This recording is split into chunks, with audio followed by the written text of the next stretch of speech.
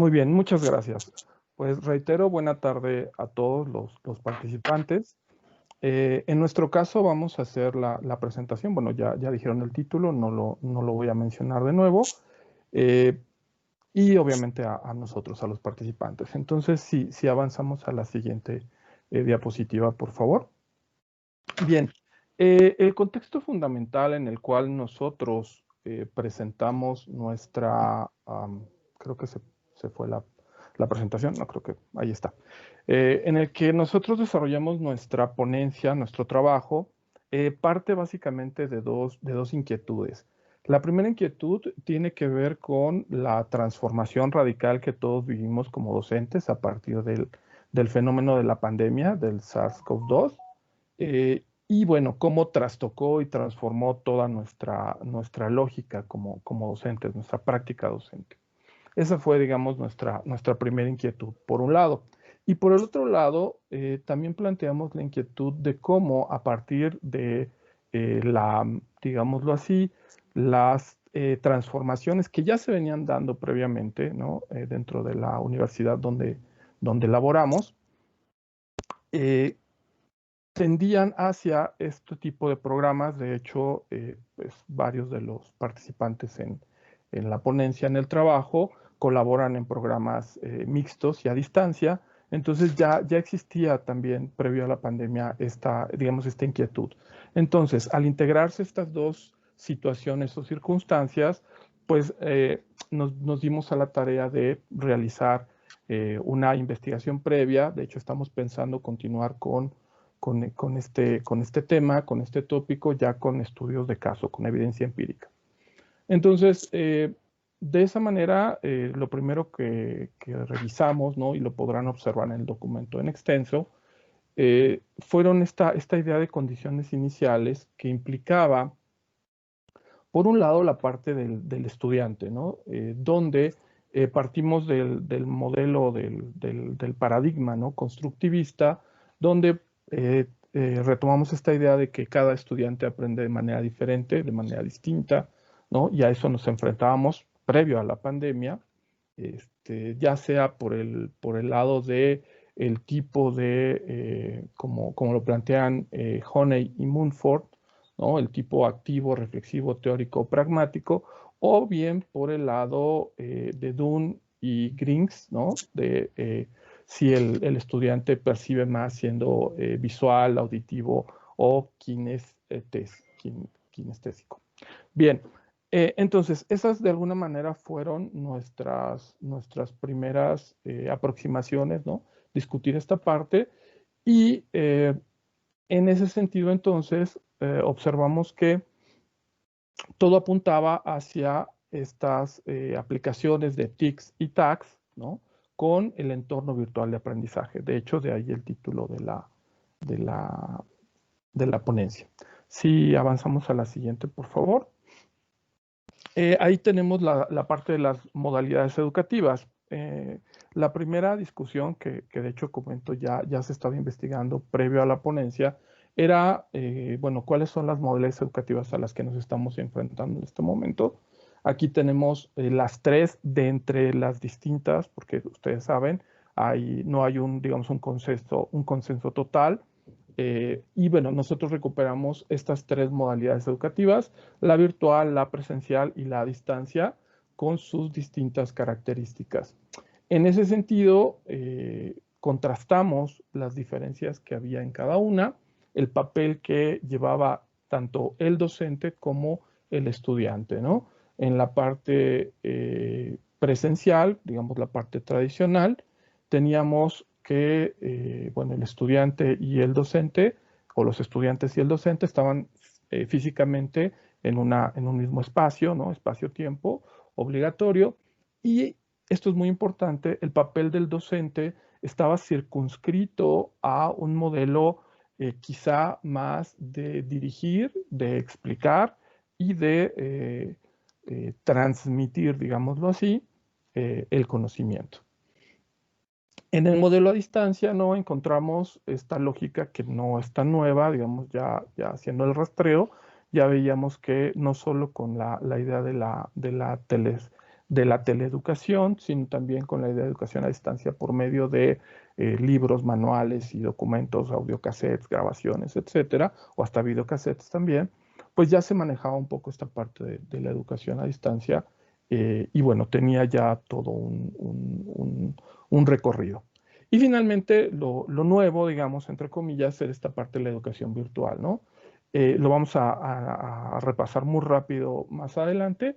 Tenemos también la cuestión de el aula invertida y el aula virtual. Entonces, en este contexto virtual, el estudiante y el profesor ya no se encuentran físicamente en un mismo tiempo y espacio, se rompe esta lógica. De hecho, todos sabemos que ya hasta hablamos de educación móvil, ¿no? Donde ya los dispositivos juegan un papel también muy importante. Y bueno, los contenidos de aprendizaje, como lo marcamos aquí, se enlazan mediante plataformas y herramientas digitales. Si podemos avanzar a la siguiente, por favor. Bien, aquí hablábamos también del papel, ¿no? Del docente en el esquema virtual como orientador facilitador con distintos elementos que tiene que manejar, tanto el estudiante como el docente. Ya en previas presentaciones se ha mencionado esto de las nuevas habilidades, de las nuevas competencias, de las limitaciones, pero también de las potencialidades que se presentan a partir de la virtualidad. Bueno, en lo presencial, pues todos sabemos cómo lo íbamos trabajando. De hecho, creo que todos, como estudiantes, venimos de ese modelo, si no es que al menos la mayoría.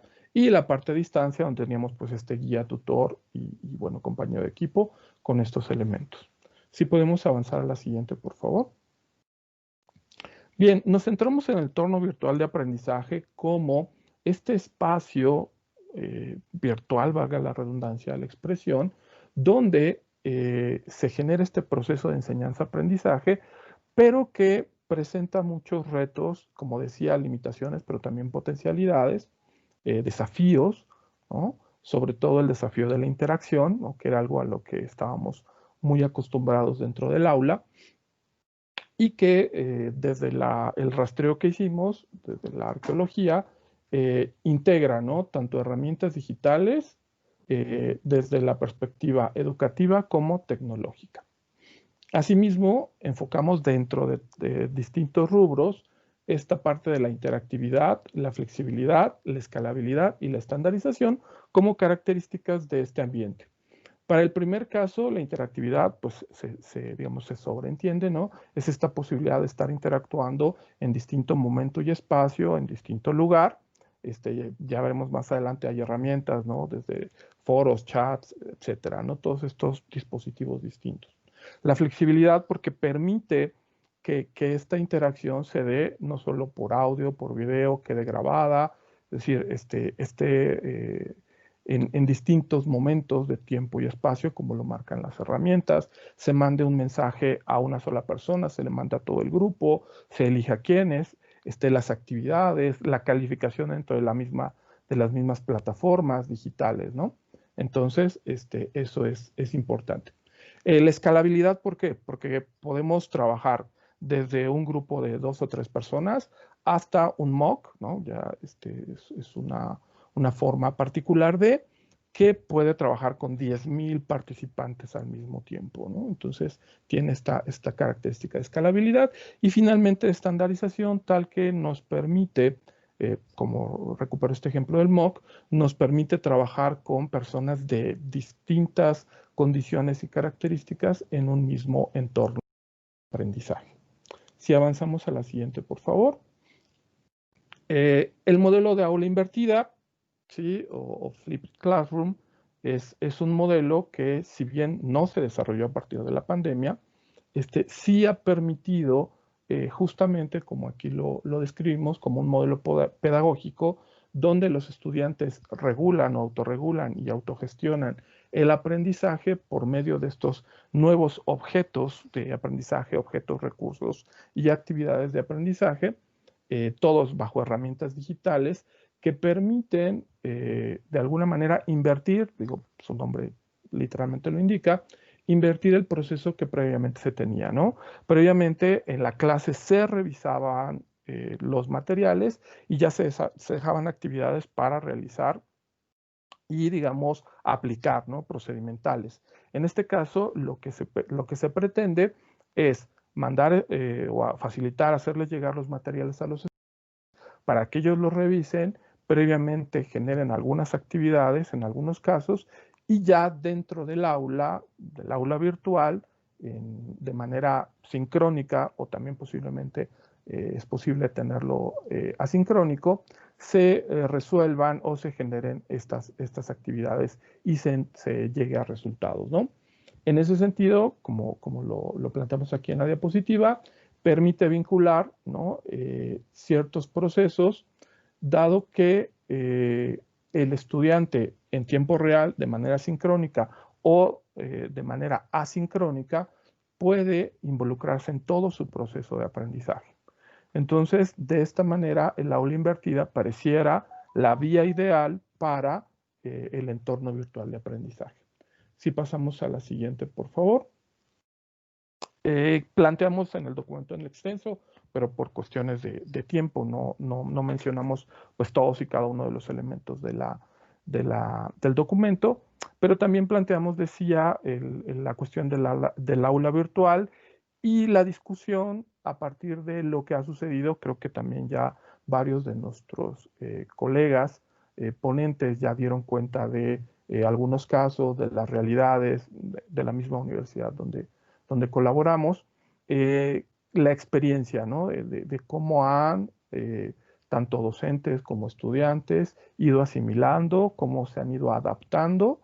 Y bueno, a manera de conclusión, nosotros no llegamos, en este momento ni siquiera tenemos todavía evidencia empírica, pero lo vamos a hacer, no llegamos a definir, ¿no? si estas cuestiones tecnológicas, herramientas, dadas sí las potencialidades, pero también las limitaciones que nos presentan, nos dan certidumbre o nos llegan a permitir optar por conclusiones absolutas y decir, bueno, sí, ya tenemos resuelto esa aula invertida, ese entorno virtual, y esto va a superar y a, digamos, desaparecer la educación presencial, ¿no? Llamémosle tradicional, sino que al contrario, este escenario nos presenta pues ambigüedad, incertidumbre, ¿no? Porque no sabemos bien a bien pues cómo se vaya a presentar en un futuro esta cuestión de la educación y sus modalidades.